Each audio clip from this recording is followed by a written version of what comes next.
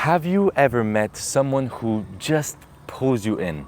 Someone you are literally addicted to? There's something about them that just glows, something that just sticks with you. That's called charisma. And in today's social landscape, it's the real cheat code. It's not about being the funniest or the hottest. It's about creating a feeling. That kind of feeling that makes someone want to know you more, or better yet, want to be known by you. This matters now more than ever because socializing, or to be honest, even dating for some people in 2025 is exhausting. Everyone seems to be more guarded, defensive, judgmental, socially anxious, or pessimistic. So when someone comes along and just makes you feel alive, or better yet, desired, or at least interesting, it feels so refreshing and they stand out instantly. And no, this is not just some kind of be more confident or smile more advice. I've been studying social dynamics for the past 7 years, and the reason is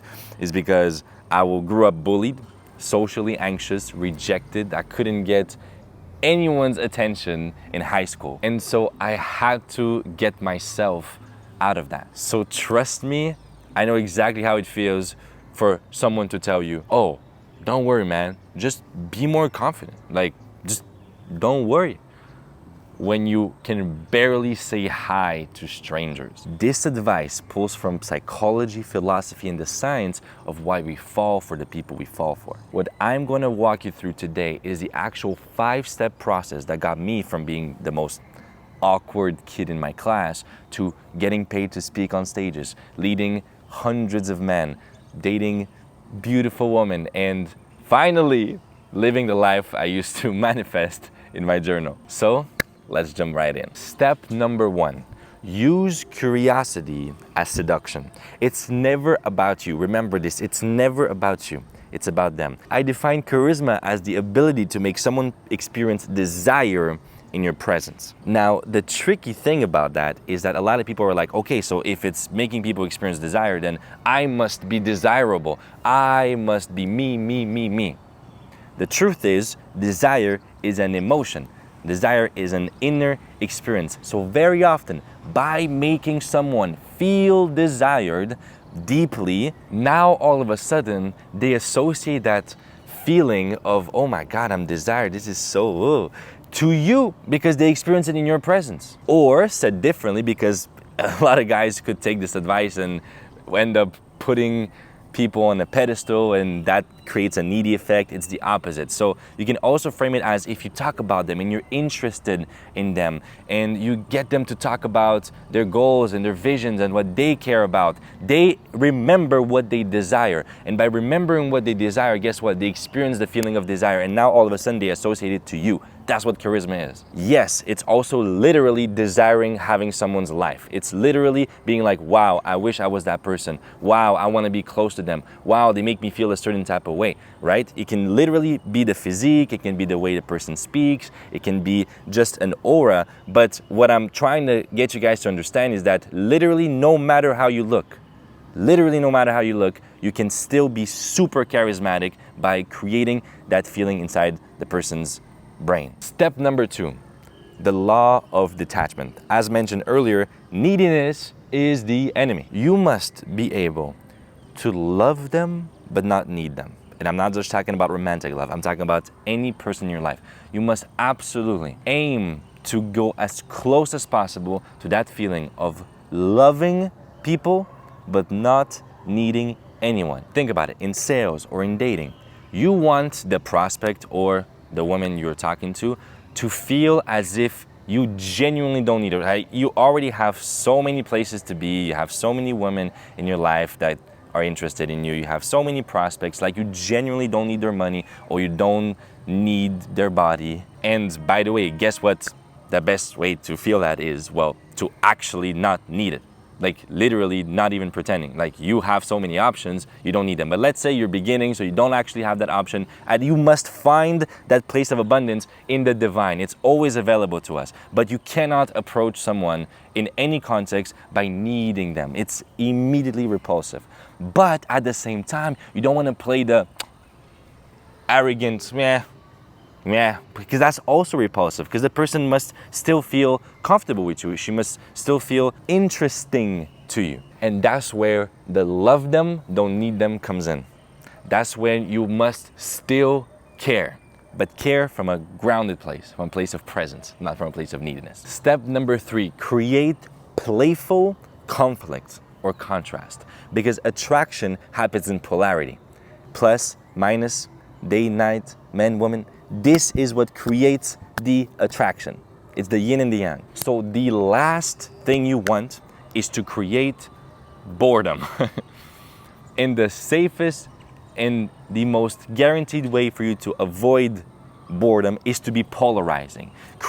Find that place where you kind of are controversial, like you kind of push the person's buttons, but again, do it in a playful way. You're having fun. You're not actually attached, and you don't want literal conflict. You want play. Because by the way, that sense of playful conflict or competition works both with men and with women. It's just a little bit of a different vibe. Like, how do men bond? Men bond in sports, men bond in competition, men bond in challenge, in brotherhood. How are women attracted to you? By this feeling of, what? There's something about that guy. Who the fuck does he think he is? Right? So very often, ever since I understood that and I started embracing it in my life overall, the women with which I got to connect very often were like, there was something about you. I was like, who does he think he is? It's this playful kind of like boldness, kind of like courage. Step number 4. So far we covered attraction, because attraction, if you want to simplify it, by the way, this is the summary, is demand divided by supply. You want to get as high of a demand as possible and as little supply as possible to create attraction/value. So it's the law of economics. You can see it in dating or in business. So basically you want the person to be like, they all have probably other options, yet here they are with me. I feel special because they seem to care about me even though they don't need me. Wow. Boom. Now, step number 4, this is the other side of the whole dynamic, right? The whole charisma. It's you want to make them feel safe with you. You want to make them feel comfortable. And the way I define safety is safety equals trust times relatability. So trust is the perceived likelihood of reward, meaning how likely is it for good stuff to happen when they're in your presence. That makes them feel safe, comfortable. And then relatability, there's something so beautiful about feeling like you're not alone, feeling like the person gets you. Immediately you're like, oh my God, I want to be close to them. Oh, it feels like family. Not too much though, that's why we want to balance it with attraction. But you want to have attraction and comfort. When both are perfectly aligned, mwah, charisma. And to give you guys an example, as soon as someone reveals a secret, quote unquote, or an insecurity to you, something, as soon as someone opens up and is vulnerable, a huge part of the connection is already set. And I'm not saying this in a manipulative way. Please don't use it as like, oh, you absolutely have to trick people into opening up to you. It's just a normal human thing. It's just so you know, to give you an example with why comfort is important. Let's say you're on a sales call and the person truly opens up to what their deepest pain is. Most likely, that person is gonna join your program or whatever it is that you're selling. Or if you're on a date with a woman and now she just opens up to you. Matter of fact, I'm remembering this. It's not even scripted. I just have bullet points.